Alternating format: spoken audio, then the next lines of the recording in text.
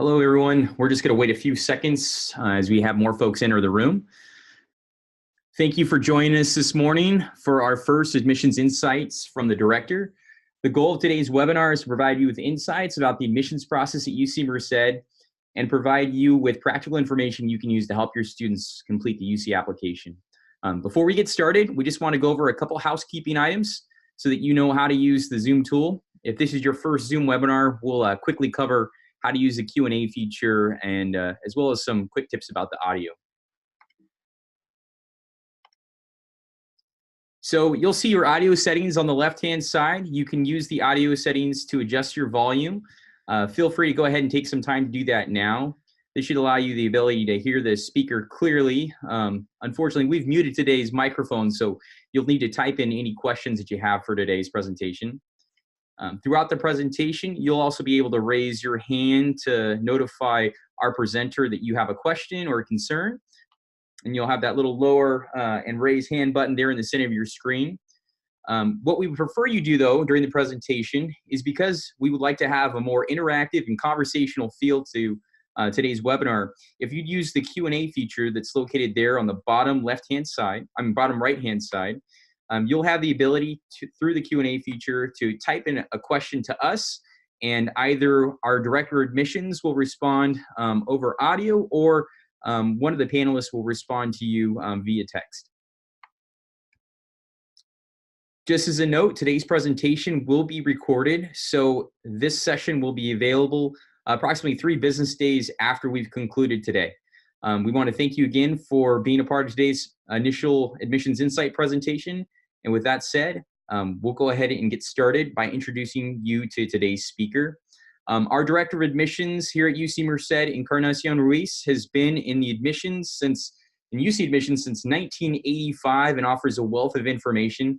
For those of you who've known and spoken with Chon before, his commitment is totally to the students and to education as a whole. He wants and hopes to provide you with some direct information that you can use to help your students. And so with that said, we'll go ahead and get started, and we'll have Chon introduce himself today. We had a little bit of technical difficulties, but that's okay. That's part of reality. I always tell the students, when you have a challenge, challenges will always come, but it's how you manage those challenges that really makes a difference. Well, I'll try to briefly share what I was talking about earlier that you couldn't hear. I was saying how it was a beautiful day here, and it was chilly this morning as I was driving over, and gave me some time to think about what I wanted to say. And Dustin had said we should do a webinar. I thought it was a good idea. And the reason I thought it was a good idea is as this campus, as UC Merced, has grown, and more students are coming to the campus with a population close to 8,000 this year. There's more and more applications. At the freshman level, we had about 23,000 freshman applicants, and at the transfer level, we're approaching near 3,000 applicants. So when you have that, it's 3,400 applicants actually. As you see that increase in applications, campus starts to enter a place where it's a state of selection, which is you look at the students who are eligible, and then you have to rank those students, you have to score those students or measure those students, and then you have to select from that population. Unfortunately, we can't accommodate everybody who applies sometimes for the fall term. So one of the things that weighs on me is I want to make sure that the students that are being, as they complete their applications, that they present themselves and the information in a fashion where they get full recognition of the context of their achievements. Of course, we're going to give the whole application a full consideration. However, if the student, for whatever reason, doesn't share particulars that might have been relevant, it could put the student at, they get shortchanged in terms of the full consideration. So that's really what I wanted to talk about, is how do we help those students get that full consideration and recognition as they apply. So I wanted to share a few things with you as it relates to, let's start with freshmen. I thought it'd be important to look at if you're going to participate in something, you want to know what the parameters are or the rules are. So when we go to select students for this campus at the freshman level, we're going to look at uh, we look at eligibility. Number one, have they established eligibility to the university? That's critical. Have they taken the appropriate courses? Have they satisfactorily completed those courses? Each of those subject areas in the A through G, have they met those? Have they taken the entrance examinations that are required, and have we received those? That becomes important. And then, of course, the university says we're going to follow, the faculty have laid out the 14 factors of comprehensive review. So when we go to look at a student, 75% of the weight of who we select is going to be, when I look at an individual, 75% of what you may their score will be based on academic factors, and 25% will be based on non-academic factors. So we will look at all of these factors, and then we'll look at things like, for example, did the student fulfill all of the A through G courses? We're going to look to see, did they exceed any of those in particular? How much did they exceed those by? So for example, it's 15 years worth of coursework. That's the minimum. However, you really want to have beyond that. The average student, that you would look at semesters for a freshman, they're coming in about 40 to 45 semesters of coursework completed. Now, and then on top of that, we look to see, did they take AP classes or IB classes or college classes? All of this comes into a factor on the admissions process. Another thing I'll share with you, if there's an upward progression of the grades, and the student maybe start off a little soft in that freshman year, but they have continued to move up and advance, that really works in their favor. So we look at those courses. We look at the test scores. We know that the test scores, the GPA in the is one of the greatest indicator, but we also recognize that the standardized tests do have some predictive value in terms of the student's ability to succeed. So we look at those and we combine both.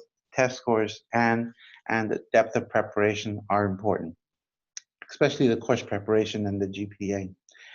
In addition to that, we're going to look at what else did the student do. And I just want to talk about this. We asked the student to indicate a section where there's multiple things. One, they're going to talk about their personal background. They're going to give us some information about, there's some optional questions and some questions that are required. But we're trying to get a survey, an environment of what that student's coming from, level of education of mom and dad. Is it a single parent household? What's the situation at home? We're trying to look at what kinds of activities, what kinds of awards, what kinds of leadership. And I guess when I'm looking at this, I want to talk about this in particular. Often the students get too caught up, and it's easy for us because we're talking to so many people to describe your activities, your clubs, your organizations.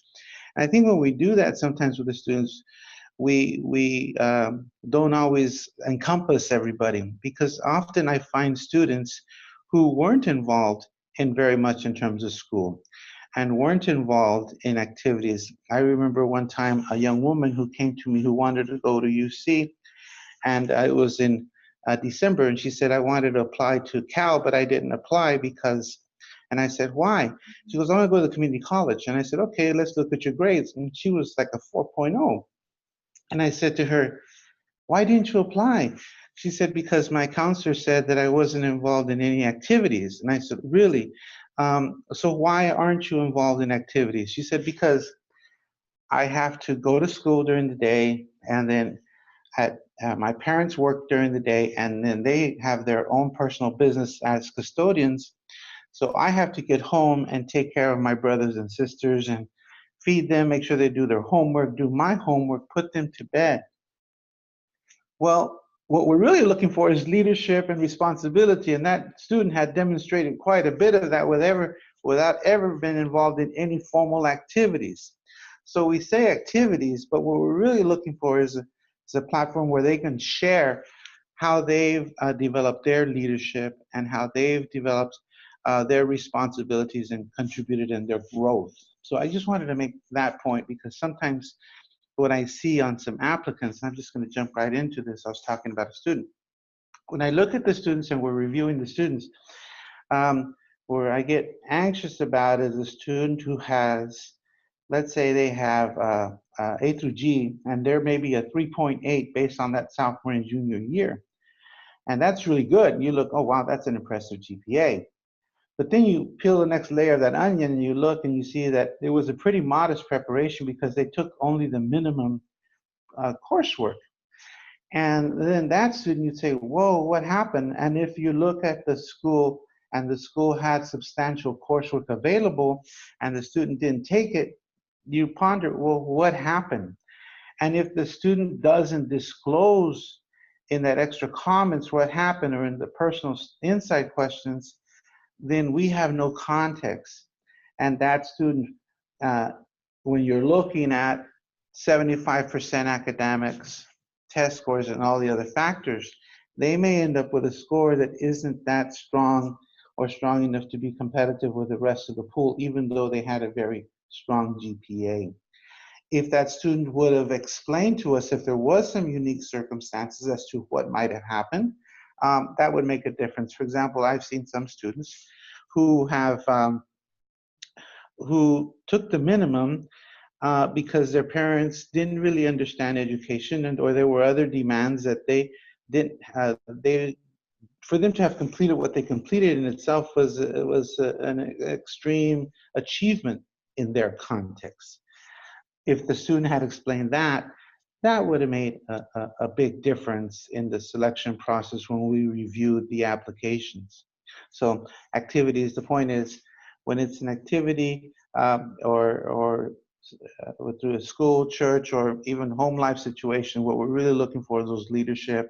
We're looking at how they've been a leader, how they've maybe been responsible, how they've taken some actions that have helped develop who they are, maybe had an impact on others as well. So that's a little bit about activities. The other thing I wanted to mention is that when the students apply, one of the things that I've seen is sometimes the students get a little bit confused and they don't enter all of their coursework. It is very important that they indicate all of their coursework, whether it's a freshman or a transfer student, indicate everything that was attempted or failed, even if the course was repeated. We're going to always give the student the benefit of the doubt, and we're going to follow the policies to make sure that if the course was repeated or cleared, that we're going to, they'll get the recognition. But we want to see that. And actually, if a student has failed a course and explained why they failed that course, and then showed how they were determined to repeat the course and achieve it maybe with a really strong grade, that says something about the character of the individual itself, themselves. So a little bit about that.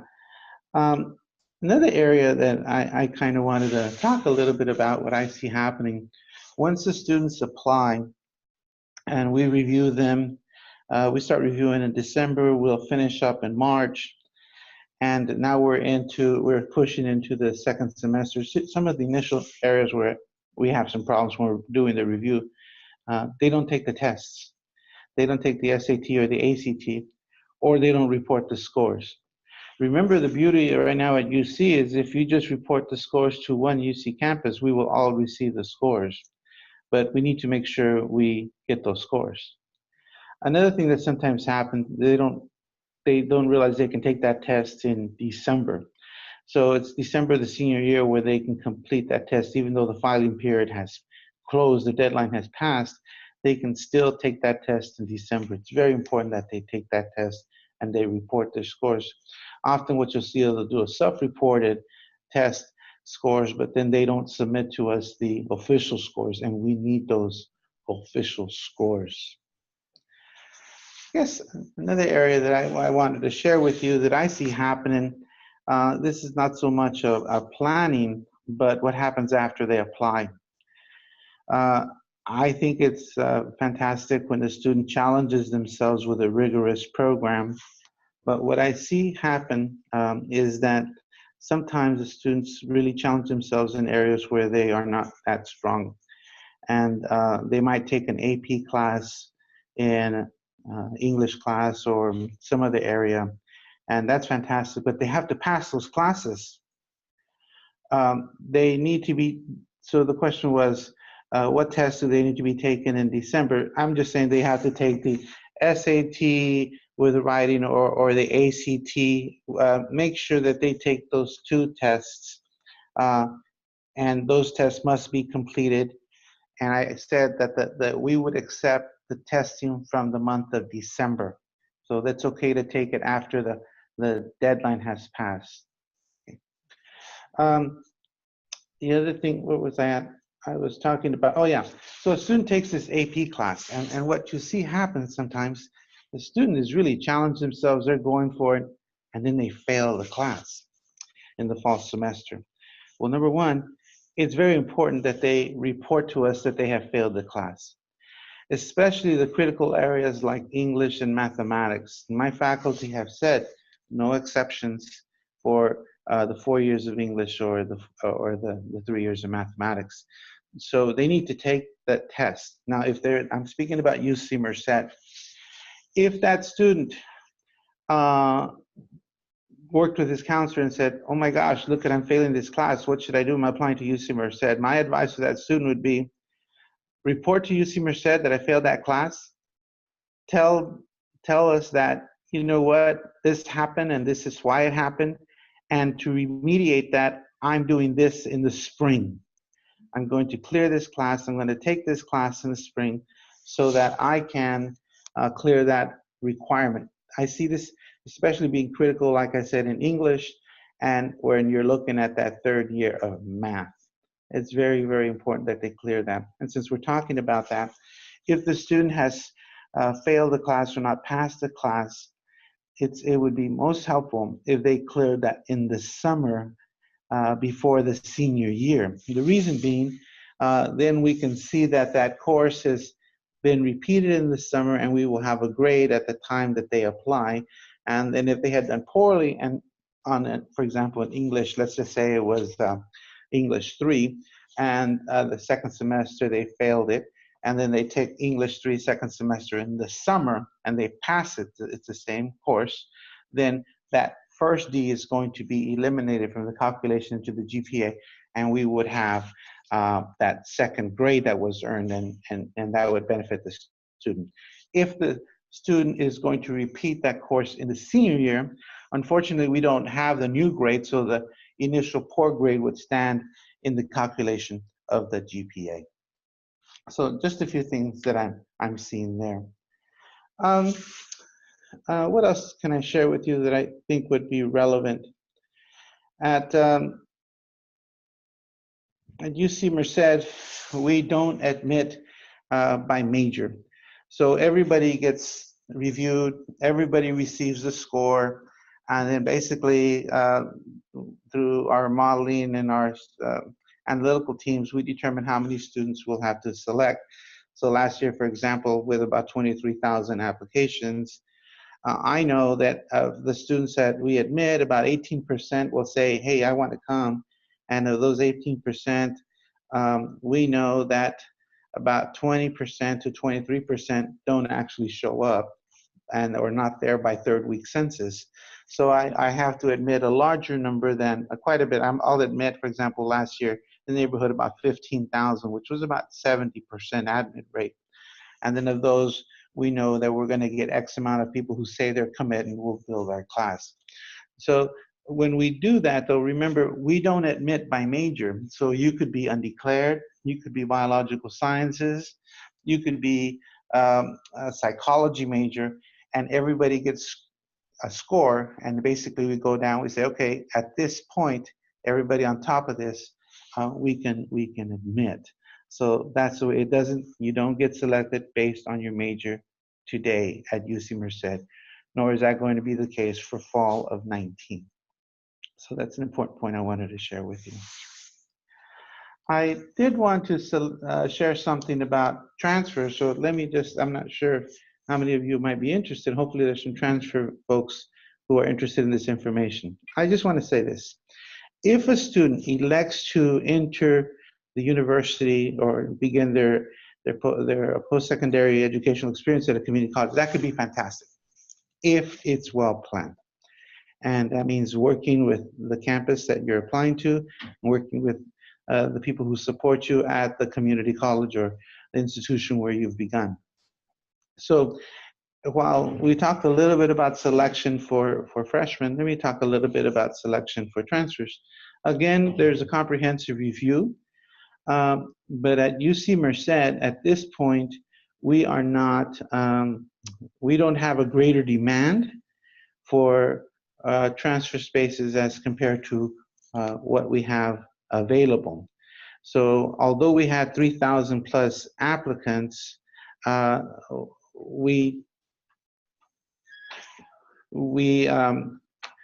we have close to 3,000 applicants, we are going to be looking at those in the same fashion to see for selection criteria.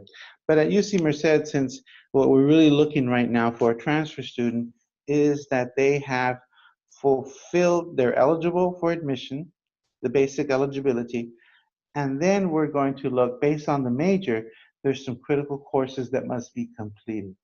So if the student fulfills eligibility and then meets those selection criteria courses, that's pretty much it in the selection process. We will be able to admit those students. So while the personal insight questions and the other activities become important, at this point, we don't have more students who are fulfilling the selection criteria than we can accommodate. So we are not selective at the transfer level. People just have to complete the eligibility, the establish eligibility, and fulfill the course preparation for the major. So what do we see some of the issues with transfers? Number one, they don't take the right courses in preparation for their major. It's important that they complete those by the spring before they transfer if they're going to come in the fall. The other thing that I see would happen is sometimes I really want to reach out to those transfer students, so I've made exceptions where I'll say, okay, look at, I will let you take a course if you were missing one course maybe and you couldn't get it or time just didn't allow it, I will allow you to take that course in the summer. That's fine. But where we have a problem with that is sometimes the course, depending on the school that they're taking, could flow way into the fall. So it's important that the course that they take over the summer gets completed as soon as possible and in a time where we can get the transcript from the completion of that grade before the fall term begins. And as you may know, we UC Merced and UC Berkeley are both on the semester system.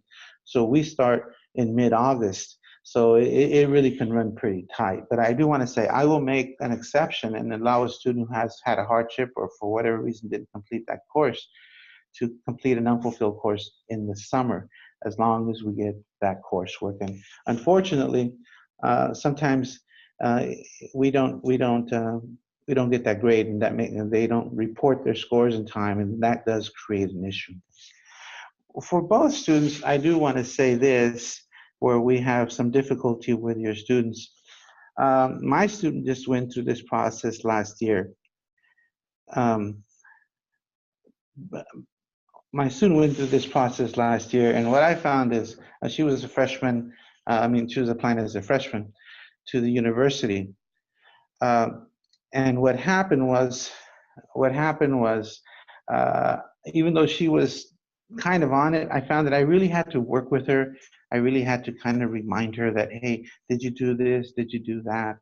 And I had to remind her to make sure she checked her email, because through the email, that's where a lot of the universities will send the information. And UC Merced, we definitely either send an email or we'll send you an advisory via the email to go check your portal. And that's where we will provide the information. And it's just straight math, you guys. It costs me about $1 to send every letter that I send out. If I got 23,000 people applying, if I send out one letter, that's $23,000 right off the top. And at the end of the day, that's a cost. And we don't want to have more costs than we need to, because then that puts a burden potentially on the whole process, and it's just not being good stewards of our resources. So we're going to use electronic communication, so it's very important that they use that information. Where I was going to say is it's very important that you meet those deadlines as it relates to submitting those transcripts and those test scores. It's very important that we get those official scores. What I've had happen sometimes is we're getting close to starting school and we still don't have test scores. And then finally the test scores arrive, only to show that the student has failed some critical courses. At that point, there is no time to try to make a alternate solution, and I'm forced to resend that student because maybe their GPA fell too low, or maybe they misreported some grades. And that's a very difficult situation, but it's true. So report early, get those test scores in, get those transcripts in, so we can know how things went, and if there's a problem, we can address it earlier. For transfers, the other thing I would say that you might want to consider as it relates to transfer students in particular is sometimes when a transfer student applies, they apply, should they apply as a sophomore or a junior or advanced standing. 60 units of transferable credit makes a transfer student, and that I'd say at the point of transfer, that's how many units you will have. So you're applying now in November for next fall. So by next fall, when you were to enter the university, how many units will you have completed, and how will you display those on your academic record when you apply is very important. So ideally, you'd want to come in as a junior level transfer. But if in the reality you won't have 60 units, then yes, go ahead and apply as a sophomore. But try to look at what are going to be the transferable units. You can go to Assist, and there you can see maybe a quick review of what courses you've taken that will transfer or work with. Maybe you can work with the students, the counselor can work with the students and tell them, hey, it looks like you're going to be a junior when you apply, and that's how you want to apply. Those are some of the major areas I wanted to share about as it relates to the admissions process at UC Merced. I see if there's any questions if people want to ask, or things that I could talk about in particular.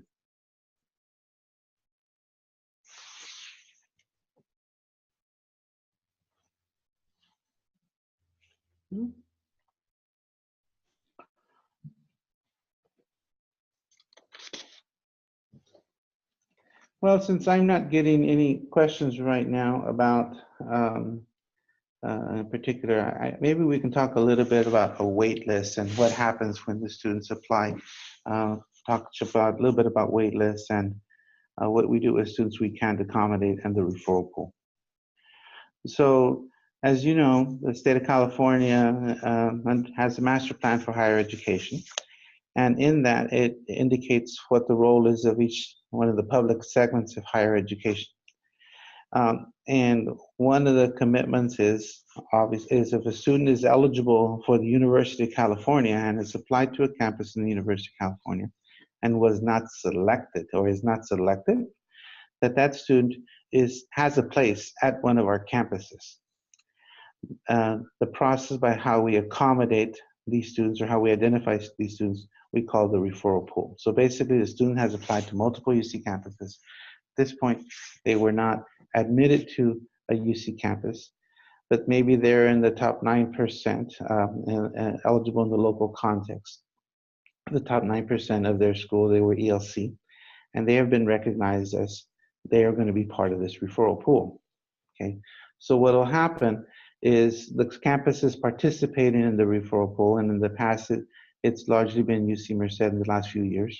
We get this list, and then we will, and this comes from the Office of the President, where the central data systems are for the application.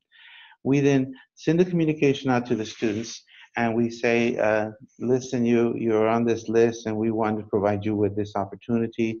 If you are interested, go to this website and see how the protocol is, what's going to be involved. And usually what I'm looking for is to make sure that we have a program that they're interested in. They indicate their interest. Often we start off with, it's been about anywhere from 12 to 10,000 students.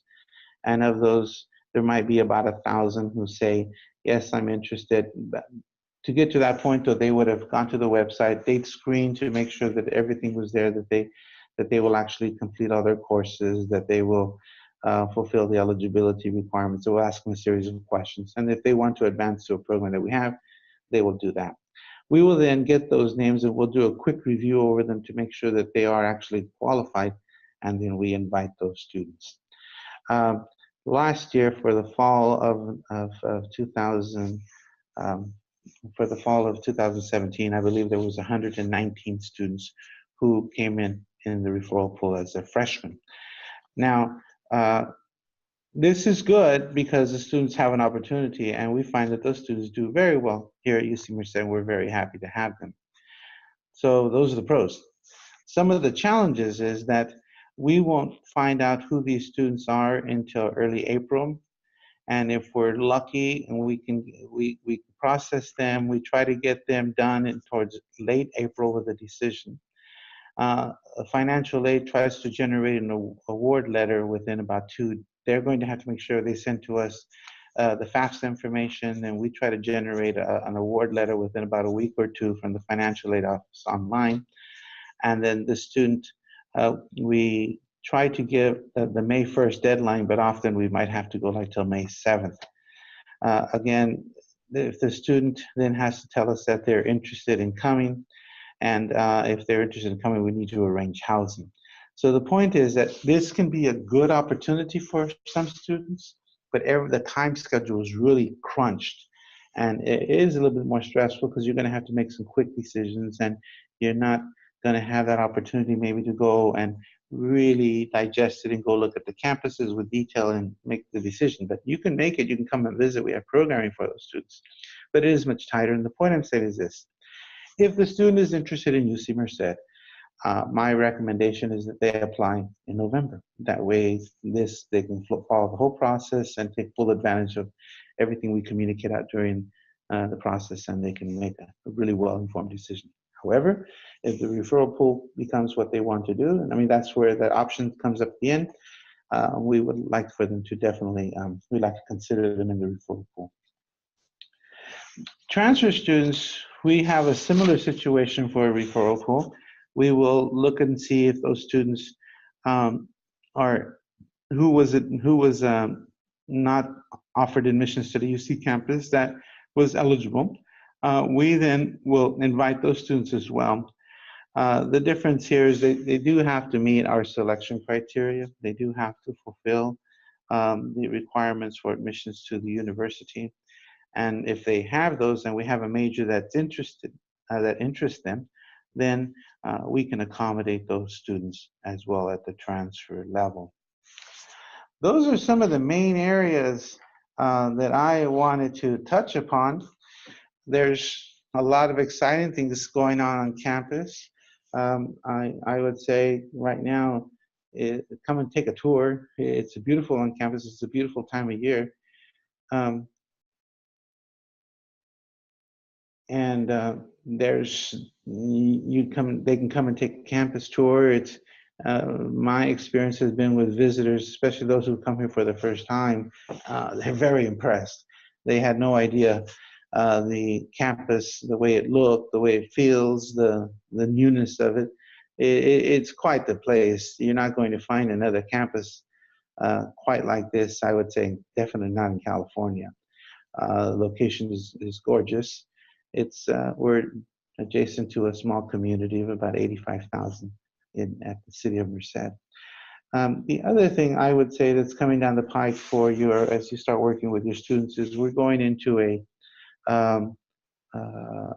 we found that students who lived in housing had a higher success rate, and because of the experiences. And there's, that the success is in their first year is a lot about the student experience in that first year.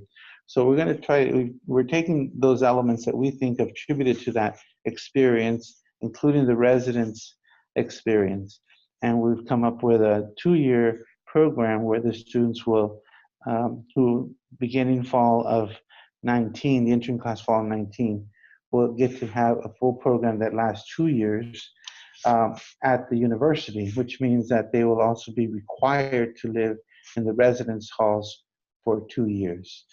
The majority of the students who come to UC Merced indicate that they are interested in being in the housing facilities of the campus for 2 years. So this will work nicely to respond to those students. But we've created a program that is very directed at enhancing that experience, so with the goal that they be more successful at UC Merced. So that's something that's coming starting the fall of 19. Obviously, there's going to be exceptions for students who maybe are in the local vicinity, who it's reasonable for them to come directly and commute to campus maybe, or there's students who have special needs for some reason. We'll try to work with the individuals. But the goal is that we really want as many students as possible to have this full opportunity and take advantage of it and hopefully benefit from it as well. So that's coming down the pike. Well, those are the highlights that I wanted to share with you.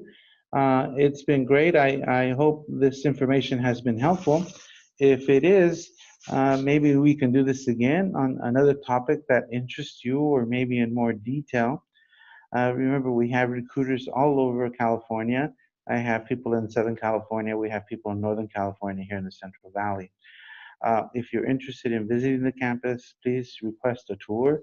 If you would like a student panel, we can maybe arrange that so the students can get that insight of what it's like to be a student here at UC Merced. Well, Dustin, I got you here. Is there something else we can add at this point, and how are we doing on time? We're doing just fine on time. Just to remind folks, we're recording this webinar, so it'll be available about 3 business days after we've completed today's presentation. If you have questions, and I hope I'm not stretching this too far by saying I think Chon was able to ask any questions that might come up. Feel free to ask them in the Q&A module or the chat module there on the side. And it looks like, Chon, we've got a question for you. I got a question there from Ramon, but it slipped before I could read the question entirely. He said something about his small campus where they don't always. Can somebody post that back up?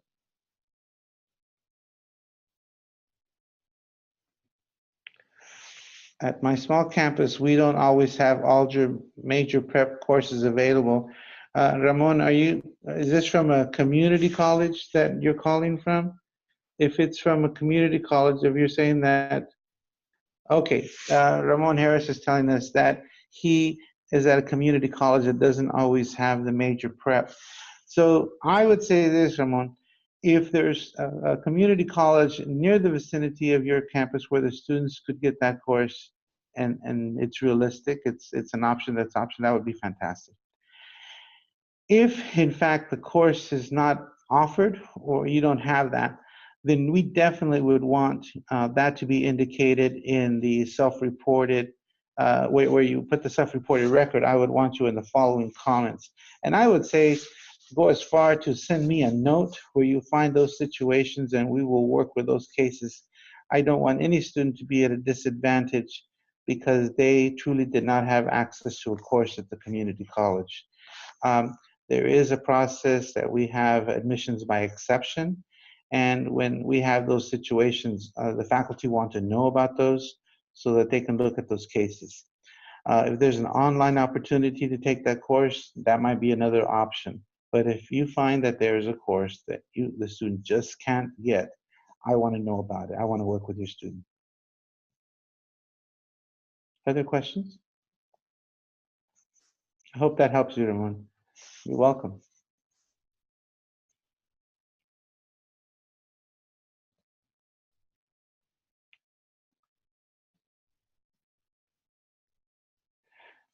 Dustin, yeah, the referral pool, I did mention to the referral pool that for the students who didn't apply and to the UC campuses and weren't selected at a particular campus, but they were eligible, the state of California and through the master plan says that we will commit to accommodating that student at a campus, not necessarily their major of choice or the term of choice, but we will work with them. And yes, we will usually get the list of students who are in the referral pool in April for the freshmen, and we'll notify them during the month. We'll invite them and encourage them to SIR if they're interested in doing that by May 1st. I mean, by May 1st or shortly thereafter, like by the first week of May. The important thing there is we're definitely going to try to work with those students who are in the referral pool.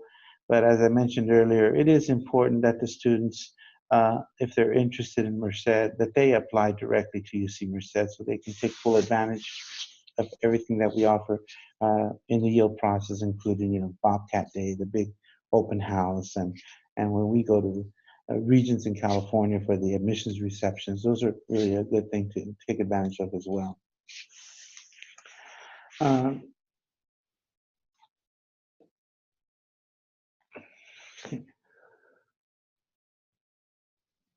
Yes, if there's no other questions, you can email me, and I would be happy to respond to inquiries that we may have. Email our office at admissions@ucmerced.edu, or you can look us up and send us a note, and we would be happy to respond to your questions. You have my email on the panel. You can write to me directly, and we'll look out for your inquiries and respond to you as well.